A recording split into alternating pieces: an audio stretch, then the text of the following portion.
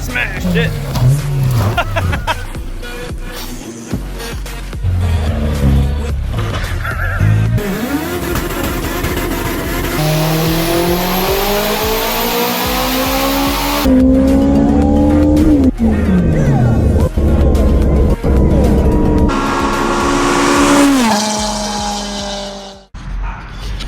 Hey guys, welcome back to the channel, and today we're going to be working on the CRV again. So today we're going to be mounting the engine to the transmission. Got to change out the rear main seal on the engine too, and put a new clutch and flywheel and all that stuff on there before we stab this transmission on that you saw in the previous episode. So I got the surface cleaned up here, and then I've got some fresh Honda bond all the way around the oil pan. So I guess we're gonna go ahead and stick her on here, man. Let's see. I've just got two of the nuts laying over here right now.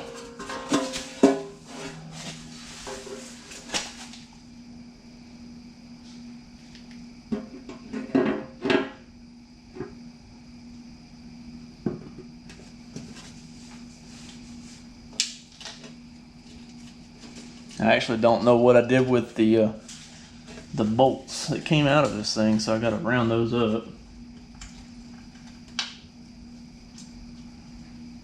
I'm sure they're nearby.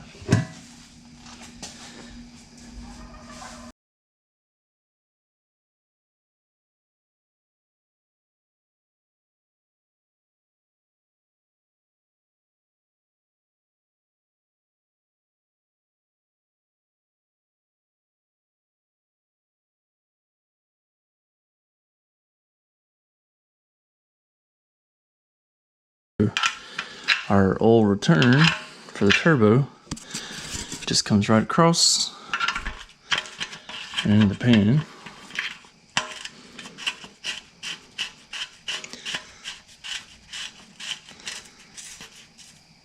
So see, we got clearance for the oil filter there, and then also when I put this on, or whenever I mocked it up, I had the pulley on here, so to make sure that it does clear.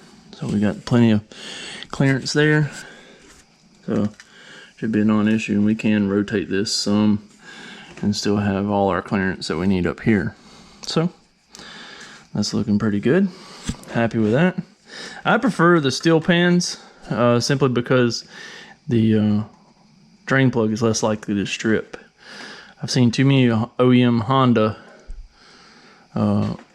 aluminum oil pans. The drain plug strips and renders the pan useless at that point. But anyways, I'm going to go ahead and swap over this crank pulley from this engine, because this is the original crank pulley and it's in really good shape, and like this one's chipped and stuff. And I don't know if the JDM one is the same size or not. The JDM one's actually in that box over there, and it does not look the same. So we're going to swap over this crank pulley real quick. Alright, so if you've ever pulled a crank pulley off of a Honda K series, you know how difficult and how tight that bolt is. Now, I alluded to this socket earlier in the video, but this is a Lyle weighted socket. It is 19 millimeter, but it's a pretty heavy socket. And then I just got my Milwaukee impact here, and I do have the Honda crank pulley holder tool, and that you have to use pry bars or breaker bars with and stuff. And it does work, but man, it's a pain in the butt. But just simple setup right here.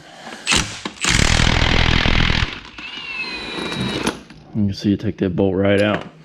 So if you've ever messed with one of these, you can see how awesome that socket truly is, along with the Milwaukee impact. So if you're interested in one of these sockets, like I said earlier, there is a link in the description for one of these sockets.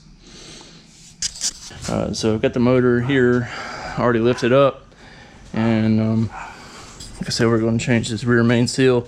Just put a fresh one in there. We got replacements right here, actually. Let's see. I think it's OEM. Yeah.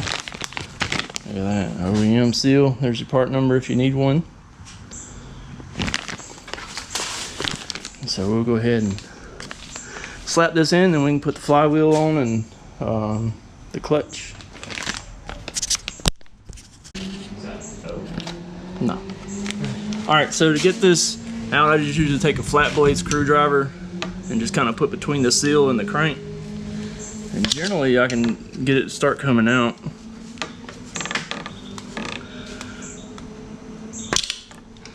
I may have to make some changes, do something different. I have to get a hammer and knock that seal down towards the crank from another angle.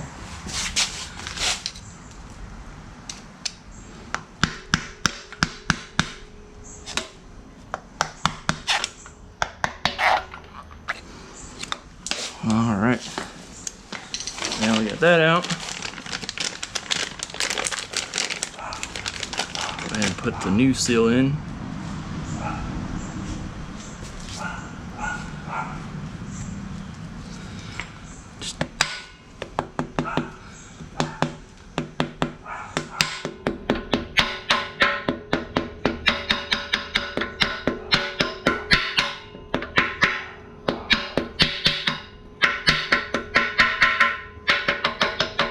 So basically we just want the seal to be even with the block.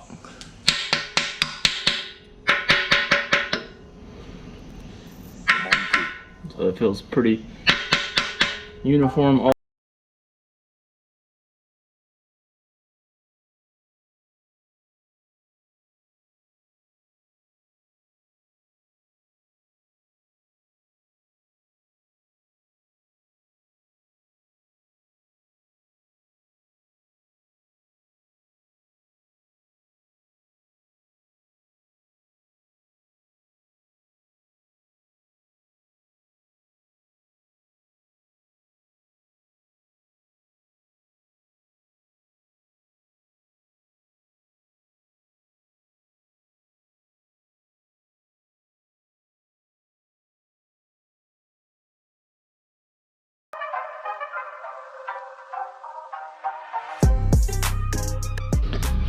Alright, so we got the clutch and flywheel on now, and now we gotta lower it down to where we can put the transmission on here.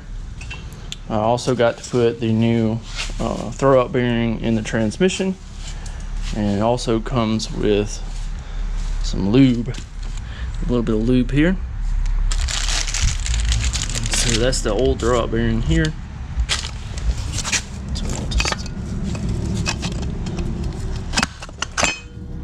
Right out. And you can take this fork off too, it'd probably help. Somebody's put a hefty amount of grease in there. All that's not necessary, so I'm gonna clean some of this off real quick. It wasn't that much in it. It was like this much, so I took like the X-Lax and I just like the powdered X-Lax, and I poured it in the tube and I waited. My friend, yeah. he did something. And then what happened? I felt bad and I told you. But I also put Easter egg dye in the shower head one time, and then... Oh, that does wonder. And then, what else have I done to you? Orajel. Orajel in the toothbrush, like the extra strength. I poured the whole tube in his toothbrush. Let it dry. I like went down into the bristles and made sure, and I stacked it. I took my time with that. He come to work and I'm like, what? And then I remember what I did. Couldn't feel nothing on my mouth. My whole mouth was... It was the extra strength, so it got him good. And that got it. She got real good. And then Harper one time filled a water up. She poured the good, it was an empty water bottle, and she took it and she got her bath water and filled it up with that. Stuck it in the fridge. I told Philip before he drank it, and Philip just acted like he drank it, and then just so she could prank him. But Harper, for 5, she's vicious. And then Marley took toothpaste and stuck in the Oreos. She took the stuffing out of the Oreo and put toothpaste in it, so I ate it. And so I got one. I was like, I thought that maybe they had got mint Oreos or something. You should have seen it. I videoed him doing it, and then he started cussing. I was like, "No, can't post this." And then I took the whole pack of Oreos and threw them away. I was like, I'm not even chancing getting another one. And then, what else have I done to you? I stuck open tuna She put pack. tuna in Cody's truck. He threw firework at me, and it made my ears ring, and I hate that crap because my ears ring when I start to have seizures. So it pissed pissed me off. And I went in there and I got tuna packs and I opened them and I stuck them up. You know how like you got the metal piece that holds your seat up in your truck? Like it's up on the very bottom. I pushed it in between the seat and the metal bar so he would have never found it. So what's the moral of this story? Don't mess with Kendra. Yeah. Anything else you'd like to I'm disclose? just trying to think. I've done more things to you, I know. Go drive the race car. Oh, I stuck icy hot in your underwear. Yeah, Like I went and got icy hot in my underwear. Like I just took it and like every one of his in his underwear drawer and I just waited. Thought I done got some of that fire.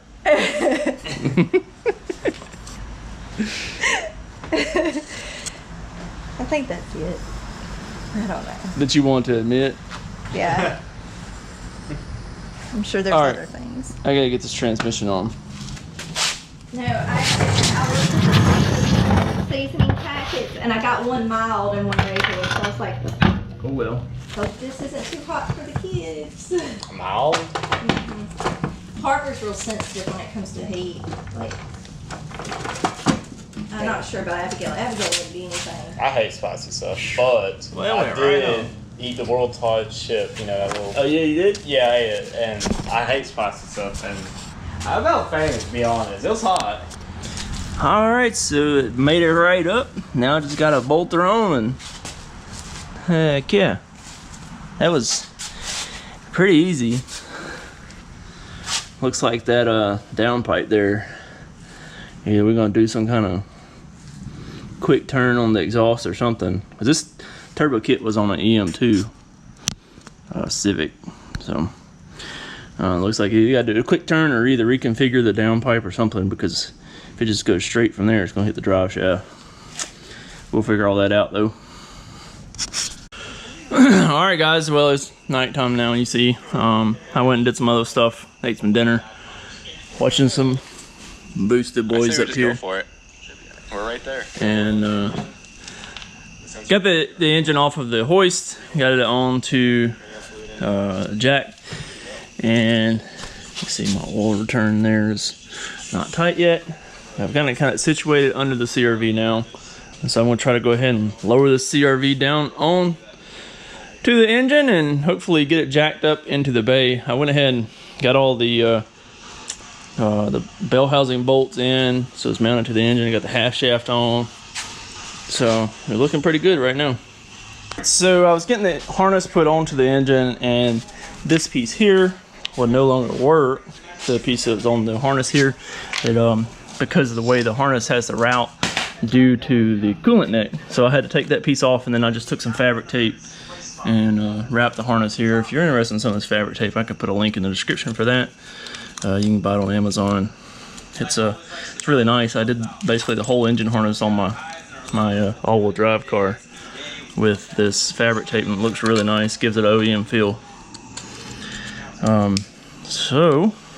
And I had to pull the ECT sensor back a little bit. It originally came out like up here, so I had to pull it back so it would fit on this head, because the ECT sensor's right back here.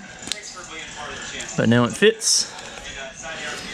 And then it looks like most of this stuff here is plugged in. Got my cam sensors plugged in, speed sensor, reverse sensor. I don't have any stuff plugged up on the throttle body yet because I don't have the throttle body, and I don't know if the one he's getting has the map sensor on the throttle body or if we're gonna have to plug this. Typically, people that use the RBC manifold have to plug this hole, so we'll see. This is for the aisle air control valve, which is on the throttle body also. So this is like the TPS. It's the map, evap, and then I don't remember what that one's for. I'll have to look. Let me look.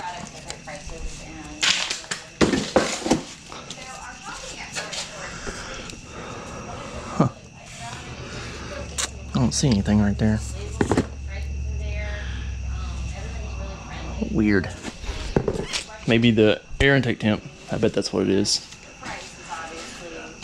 So we got to figure out what we're going to do with that, because I don't know how we're going to run it. I don't know if the intercooler pipes already has the air intake temp sensor on them or not. We may have to extend those wires, but only one of these clips would go on to the fuel rail that was on this already. So obviously we have the little connector here from the evap.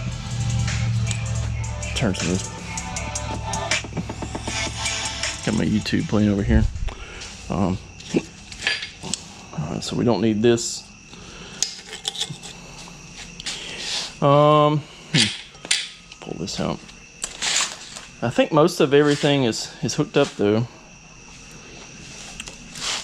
That's a purge valve, but that may be different on the 8th gen, because all this stuff came off the 8th gen. So that may be different than the CRV, and it may not have that on the CRV. I don't know. I'm probably just going to pull this whole piece off right now and go from there.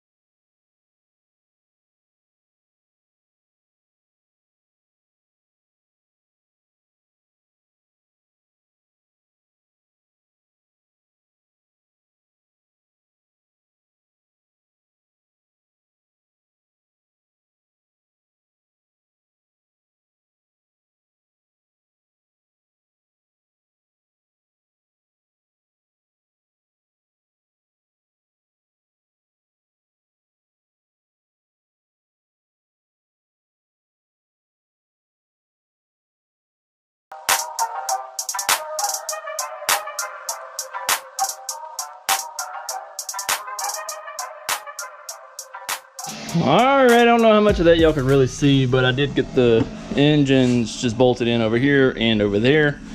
Got 2 bolts in the AC compressor here at front. It did try to fight me a little bit just because the turbo, you know, thankfully it is a small turbo, so, you know, it doesn't command a lot of clearance, but it was still pretty tight getting it in here. So I had to move the throttle cable and one of the coolant lines higher to get them away from the turbine housing here. Just get a little clearance. That power steering hose is a little closer than I would like, but it does have that heat wrap on it, so maybe with any luck I may can just unbolt this one bolt right down here. That's, or you can't even really see that down there. Where's my light at? Where's my light? There's my light. Alright, so maybe you can see it now. With that bolt that's holding this bracket right here on that power steering line, maybe I can unbolt that and maybe move the power steering hose back some just to get a little more clearance on from the exhaust here.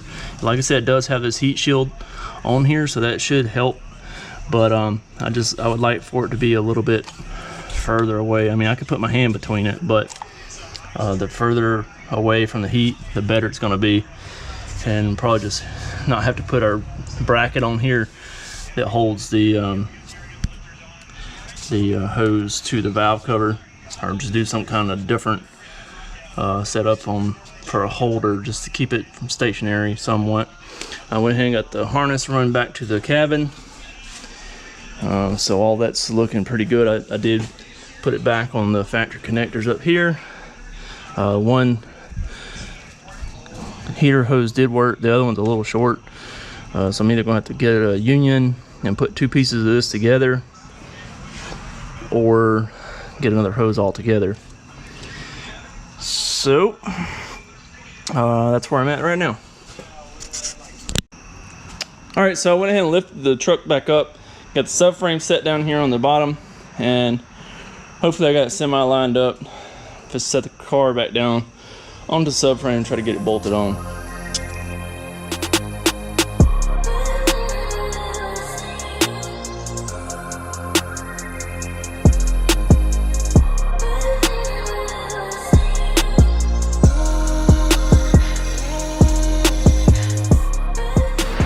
Alright guys, so I don't exactly know where I left off with the motor install. I think what I was doing was getting the subframe bolted in. I think it's the last bit that you saw. So like I said, the subframe is bolted in. I've just got to put like the spindles and axles and stuff back on. Got all the mounts. It's raining today. Tropical storm coming through. You can see we got plenty of clearance here for our oil line, the return line there. So what I'm going to do is just work on getting the axles back in here, getting all these spindles back on, the ABS sensors, the brakes, getting all this stuff bolted back up to where I can lower the car back down, get the wheels on it, and start assembling the stuff on top.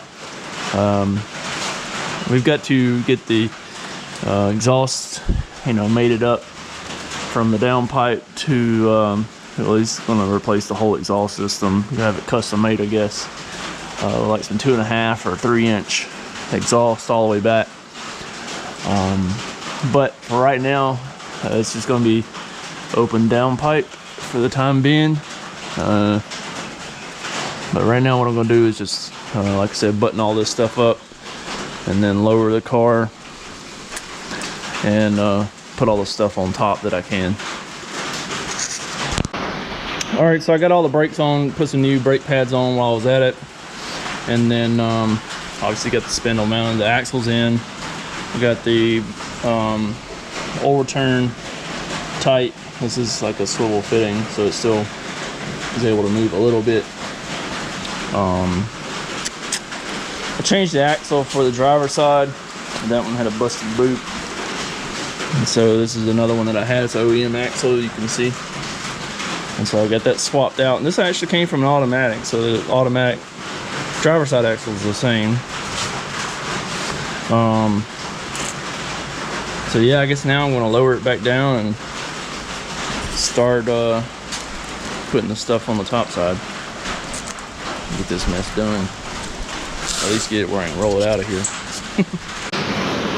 Alright, just getting y'all up to speed a little bit on what I've got done. I didn't really record much. So obviously I've got the wheels back on now. Went ahead and put the serpentine belt back on, same OEM serpentine belt that I had before. Went ahead and got the radiator back in. I put the lower radiator hose on already, but I haven't put the upper one.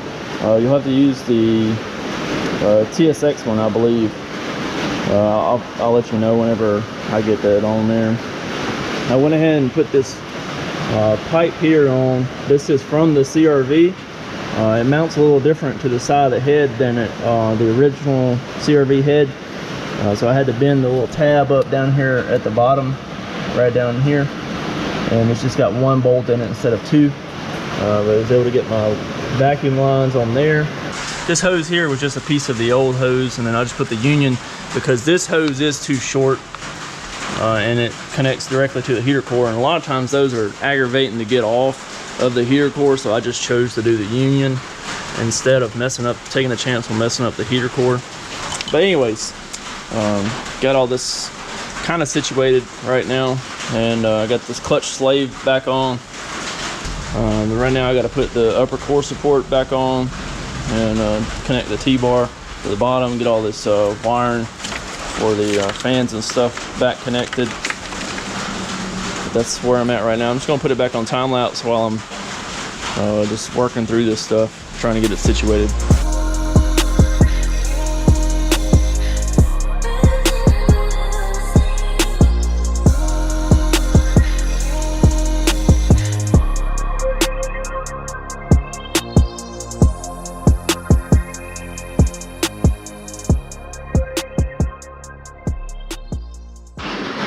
All right, so I guess I got my real first issue here, and that's that the hood latch is hitting the intake manifold. So I don't know if we're gonna be able to use this intake manifold or not. We may have to go back over to the TSX intake manifold. Dang it. Because it's hitting there and I can't get this on to where it's supposed to be. Sheesh. What a bummer. It looks so promising too. Like it looks like it's gonna fit, you know, like this. And this design here just ain't working for it. Bummer. So I guess I'll have to consult with the owner and see what he wants to do. Alright guys, I guess that's gonna wrap up this episode. So it should be back with some more CRV content on this CRV here pretty soon. We had a few setbacks waiting on some parts and that kind of stuff, and trying to figure out what we want to do with this intake manifold. I know this video is kind of long, but just trying to show you guys more of the process, because there's not a lot of documentation on doing these kind of swaps on these CRVs. So just trying to show you guys the issues that I'm working through. I mean, obviously I could have edited out a bunch of stuff and just not even shown y'all that we were trying to put the RBC on there, but you wouldn't have known.